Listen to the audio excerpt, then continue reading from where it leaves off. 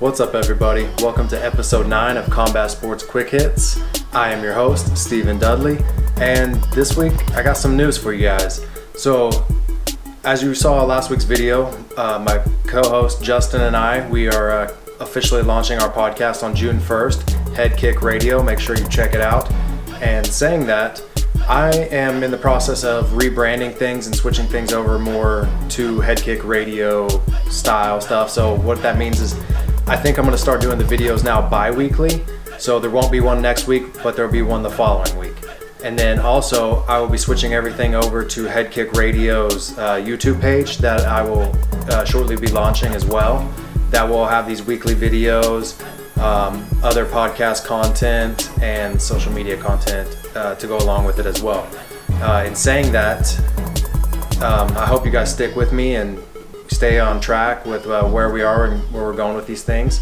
That this change is going to come quick. It's going to happen pretty fast, but hang in there and please follow along. Keep subscribing, staying tuned, and following along for this journey because it's going to be a wild one.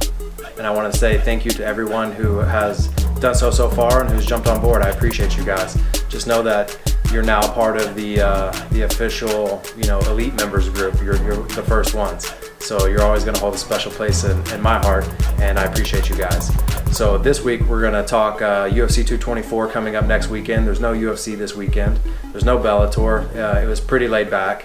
There's a little bit of boxing. I'm going to get into that, and we'll recap a little bit of Bellator as well. So stay tuned. All right, let's recap things with some boxing. This past weekend in boxing, we had Triple G defending his title for a 20th consecutive time. It was supposed to be against Canelo Alvarez. We all know that, he failed the drug test and is now suspended for 6 months and had to withdraw. So that fight's going to have to wait until at least September. But a very game opponent, and I hope I'm going to say her name right. I'm going to preface this right off the bat. Vanessa Martirosyan. I heard so many different pronunciations from announcers, and that's kind of who I rely on for my pronunciations. I've heard so many of them say it differently. I'm going to say it that way. But it didn't matter because Triple G, with some nasty hands, finishes him in the second round via TKO. So that's his 20th second title defense, ties Bernard Hopkins for most consecutive middleweight title defenses in history. He's one away from breaking the record, and I believe that's going to come against Alvarez. So Triple G in his next fight, his 21st title defense, has a lot to fight for. But it doesn't matter to the big drama show, Triple G. He doesn't care who he fights, he's going to put his hands on him.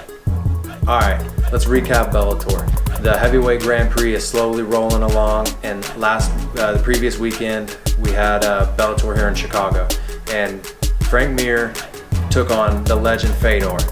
I went on record last week saying Fedor was probably washed up, didn't have anything left in him, and I couldn't be more wrong. I was so wrong. Fedor took a couple of shots from Frank early, and it looked like he might go down, but he weathered the storm and then himself returned some nasty hands on Frank Mir, knocks him out in the first round. Fedor's moving on to face Chael Sonnen, the American gangster. Chael's not even a heavyweight, and for him to beat Rampage to move on to the second round of the heavyweight tournament is very impressive. So now you have two legends of the sport. You have probably the best talker before Conor McGregor in Chael Sonnen. He is WWE-esque when he gets that mic in his hand. And now he's going to take on the guy who doesn't say anything in Fedor. Fedor is probably the quietest fighter in all of fighting history. Let's see if Chael can get him to say a few words, because Chael's good at that smack talk. All right, that is this week's recaps. Let's kick it over to next week in UFC 224. I'm just going to talk Amanda Nunes versus Raquel Pennington again. We've all heard me say it.